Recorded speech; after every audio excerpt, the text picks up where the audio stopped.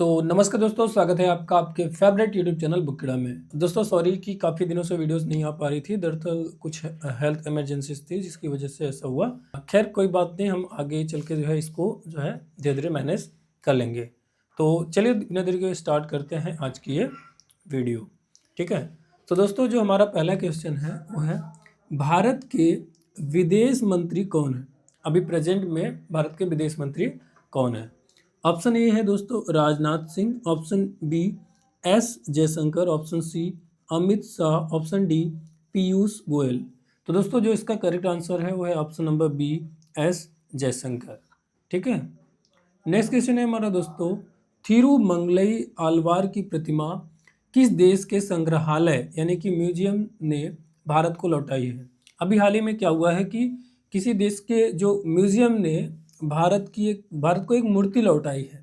ठीक है, जो कि भारत की ही थी, किसी समय उनके यहाँ चली गई थी। तो ये कौन से देश ने जो है लौटाई है ये बताना है। ठीक है, ऑप्शन ए हमारा है France, option B Germany, option C United Kingdom and option D Italy. तो हमारा जो करेक्ट आंसर है दोस्तों वो है option number C United Kingdom. तो दोस्तों अब इससे रिलेटेड महत्वपूर्ण बिंदु देख लेते हैं। अस्मोलियन म्यूजियम, ये म्यूजियम का नाम है जिस म्यूजियम से बेसिकली ये मूर्ति वापस आई है। अस्मोलियन म्यूजियम ने 16वीं सदी की कांस्य प्रतिमा भारत को लौटाई है। यह प्रतिमा संत थिरुमंगलई आलवार की है। मूल रूप से यह सुंदर राजा पेरुमल मंदिर तंजावुर जो कि तमिलनाडु में पड़ता है, तमिलनाडु की है। संग्रहालय ने इसे 1967 में प्राप्त किया था। 2019 में एक फ्रांसीसी विद्वान ने इसके मंदिर से संबंध की पहचान की थी। बताया था कि ये जो मूर्ति है वो इस मंदिर से संबंधित है। भारत ने 2020 में औपचारिक दावा भी किया था इसके लिए, और फिर फाइनली जो है मूर्ति वापस आ गई है। यह सांस्कृतिक विरासत की वापसी का एक उदाहरण है ना, क्योंकि मूर्ति जो है एक तरह की सांस्कृतिक विरासत होती है जिसको जो है वापस लाया गया है। सेकेंड क्वेश्चन हमारा है दोस्तों वो है, वर्ल्ड ओबेसिटी एटलस के अनुसार बच्चों में मोटापे के मामले में भारत का स्थान क्या है? दरअसल ये एक रैंकिंग आई थी वर्ल्ड ओबेसिटी एटलस करके, तो उसमें जो है भारत की रैंकिंग क्या आई है ये पूछा जा रहा है। ठीक है, ऑप्शन ए है पहला, ऑप्शन बी दूसरा, ऑप्शन सी तीसरा एंड ऑप्शन डी चौथा। तो दोस्तों जो करेक्ट आंसर है वो है ऑप्शन नंबर बी दूसरा।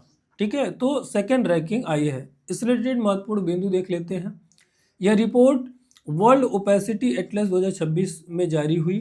बच्चों में मोटापे के मामले में भारत दुनिया में दूसरे स्थान पर है। जैसा कि मैंने आपको बताया, भारत में लगभग 4.1 करोड़ बच्चों का बीएमआई उच्च है। बीएमआई यानी बॉडी मास इंडेक्स। ठीक है, करीब 1.4 करोड़ बच्चे मोटापे से ग्रस्त हैं। चीन पहले स्थान पर है, दूसरे स्थान पर आपको मालूम है इंडिया है, और अमेरिका जो है इस मामले में तीसरे स्थान पर है। आंकड़े 5 से 19 वर्ष आयु वर्ग के जो बच्चों की जो है ली गई है। 2040 तक इससे गंभीर स्वास्थ्य समस्याएं बढ़ सकती हैं, ऐसा जो है एक्सपेक्टेड है। नेक्स्ट हमारा क्वेश्चन है दोस्तों है, एंथ्रोपिक किस क्षेत्र की कंपनी है? ठीक है, एंथ्रोपिक एक कंपनी का नाम है, तो ये किस क्षेत्र की कंपनी है ये बताना है। ऑप्शन ए जैव प्रौद्योगिकी, ऑप्शन बी कृत्रिम बुद्धिमत्ता, ऑप्शन सी अंतरिक्ष प्रौद्योगिकी, ऑप्शन डी सेमीकंडक्टर। तो दोस्तों इसका जो करेक्ट आंसर है वो है हमारा ऑप्शन नंबर बी कृत्रिम बुद्धिमत्ता यानी कि आर्टिफिशियल इंटेलिजेंस क्षेत्र की कंपनी है। तो चलिए इस रिलेटेड महत्वपूर्ण बिंदु के बारे में बात कर लेते हैं। विवाद अमेरिकी रक्षा विभाग यानी कि डिपार्टमेंट ऑफ डिफेंस और एआई कंपनी एंथ्रोपिक के बीच में हुआ था, जो कि एंथ्रोपिक जो कि एक अमेरिका की ही कंपनी है ना। एंथ्रोपिक का एआई चैटबॉट एक है जिसका नाम है क्लॉड। ठीक है, कंपनी का जो डिपार्टमेंट ऑफ डिफेंस है यानी रक्षा विभाग के साथ में जो अमेरिका का रक्षा विभाग है, 200 मिलियन डॉलर का बेसिकली एक अनुबंध हुआ था। डिपार्टमेंट ऑफ डिफेंस ने एआई मॉडल तक पूर्ण पहुंच मांगी थी। पूर्ण पहुंच मतलब पूरी तरीके से अधिकार मांगा था कि उसको हम अपने हिसाब से जो है मैनेज कर पाएँ। ठीक है, कौन सा एआई मॉडल? जो क्लॉड है ना, इसकी बात हो रही है। पूर्ण पहुंच मांगी थी, लेकिन एंथ्रोपिक ने जो है इसको जो है मना कर दिया था। ठीक है, एंथ्रोपिक ने निगरानी और स्वायत्त हथियारों के जोखिम के कारण मना कर दिया था, क्योंकि अगर मान लीजिए कि एंथ्रोपिक मना ना करता तो इसमें क्या होता है कि जो गवर्नमेंट है वो बेसिकली पॉलिसी मेकिंग और बाकी चीज़ों के लिए अपने फ़ायदे के लिए जो है इस एआई का इस्तेमाल करते जो है चुनाव वगैरह में भी, तो बेसिकली एक बुरा इम्पैक्ट भी पड़ सकता था, तो इसकी वजह से एंथ्रोपिक ने मना कर दिया। ठीक है, और जैसे ही मना कर दिया तो जो डिपार्टमेंट ऑफ डिफेंस है यानी कि रक्षा विभाग अमेरिका का, उसने इस कंपनी को जो है सप्लाई चेन रिस्क घोषित कर दिया। सप्लाई चेन रिस्क मतलब कि भाई ये जो राष्ट्र के लिए ये जो कंपनी है वो जो है एक तरह से जोखिम है, एक खतरा है ना, तो सप्लाई चेन रिस्क घोषित कर दिया। लेकिन अक्सर देखा गया है कि कोई भी देश किसी कंपनी को सप्लाई चेन रिस्क, अक्सर जो किसी मतलब जो बाहरी कंपनियां होती हैं उन पे इस तरह के आरोप लगाती हैं, लेकिन अमेरिका ने खुद की कंपनी के ऊपर इस तरह के आरोप लगा दिए। ठीक है, और बाद में जो है जो ओपन एआई है, ओपन एआई जो कि आपको मालूम है जिसका चैट जीपीटी है, ठीक है, ये भी आर्टिफिशियल इंटेलिजेंस फील्ड से संबंधित व्यक्ति है, उसमें काम करती है। तो ओपन एआई ने जो है बाद में जो डिपार्टमेंट ऑफ डिफेंस है अमेरिका का रक्षा विभाग, उनके साथ समझौता कर लिया। यानी कि एंथ्रोपिक ने मना कर दिया लेकिन ओपन एआई ने जो है समझौता कर लिया। तो दोस्तों हमारा नेक्स्ट क्वेश्चन है, वर्तमान में भारत के मुख्य न्यायाधीश यानी कि चीफ जस्टिस ऑफ इंडिया कौन है?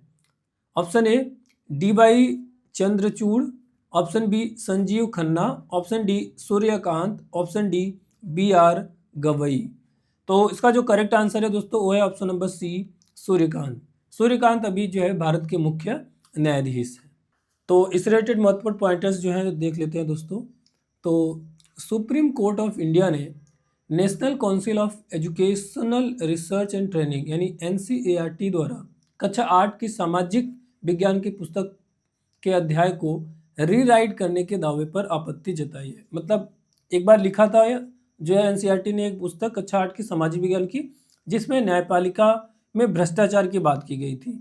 सुप्रीम कोर्ट द्वारा उसको जो है पूरी तरीके से जो है मतलब उस पर आपत्ति जताई थी कि भाई इसको जो है फिर से लिखा जाए, पूरी तरीके से उसको इनकार कर दिया था। और जब NCERT ने फिर से लिखा तो उस पर भी जो है सुप्रीम कोर्ट ने आपत्ति जताई है।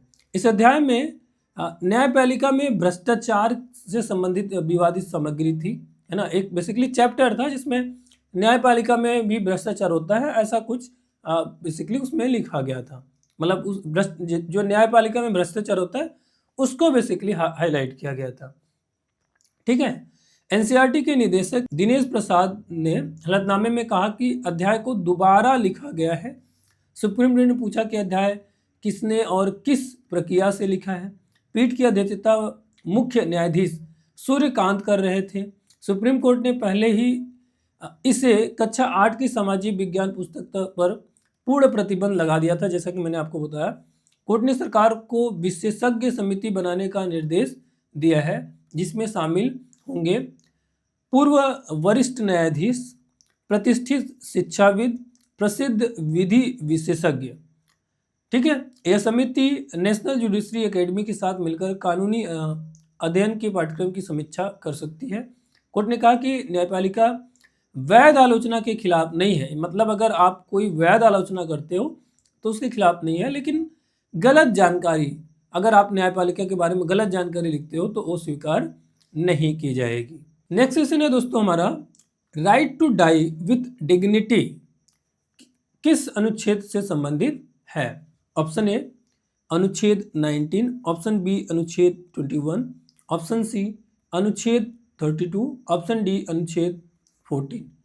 तो दोस्तों इसका जो करेक्ट आंसर है वो है अनुच्छेद 21 यानी कि ऑप्शन नंबर बी, जीवन और व्यक्तिगत स्वतंत्रता का अधिकार। दोस्तों हमारे संविधान में जिस तरीके से पूरे सम्मान के साथ जीने का अधिकार है, उसी तरीके से हमारा संविधान सम्मान के साथ मरने का भी अधिकार देता है। इस रिलेटेड महत्वपूर्ण बिंदु देख लेते हैं।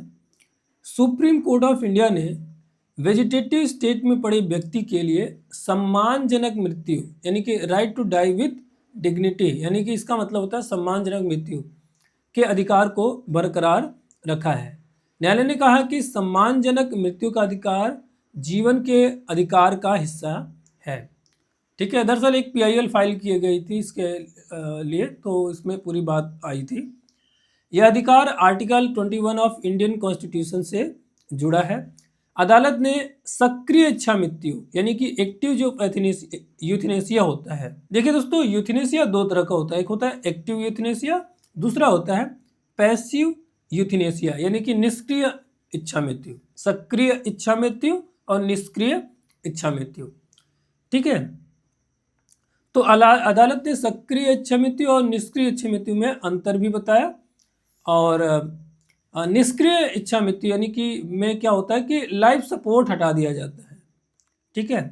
निष्क्रिय जो इच्छा मृत्यु होती है उसमें चूंकि आपको मालूम है बहुत बार ऐसी सिचुएशन आती है कि आदमी जो है कुछ मशीनों द्वारा बेसिकली सपोर्ट, मशीनों की हेल्प से, कुछ दवाओं की हेल्प से वो जी रहा होता है, तो बेसिकली उनको लाइफ सपोर्ट बोल देते हैं, है ना। तो जो हमारा पैसिव यूथनेसिया होता है यानी कि निष्क्रिय जो इच्छा मृत्यु होती है उसमें क्या होता है कि जो लाइफ सपोर्ट होता है उसको हटा दिया जाता है, ठीक है। अदालत ने कहा कि व्यक्ति की गरिमा राज्य के हित से अधिक महत्वपूर्ण है। नेक्स्ट क्वेश्चन है हमारा दोस्तों, भारत में कौन सा इच्छा मृत्यु कानूनी रूप से मान्य है?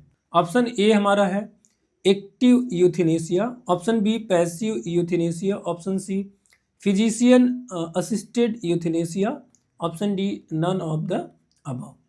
तो इसका जो करेक्ट आंसर है दोस्तों वो है पैसिव यूथनेसिया यानी कि जो निष्क्रिय इच्छा मृत्यु है वो भारत में कानूनी रूप से मान्य है। इस रिलेटेड महत्वपूर्ण बिंदु देख लेते हैं। अदालत ने सक्रिय और निष्क्रिय इच्छा मृत्यु के बीच अंतर स्पष्ट किया।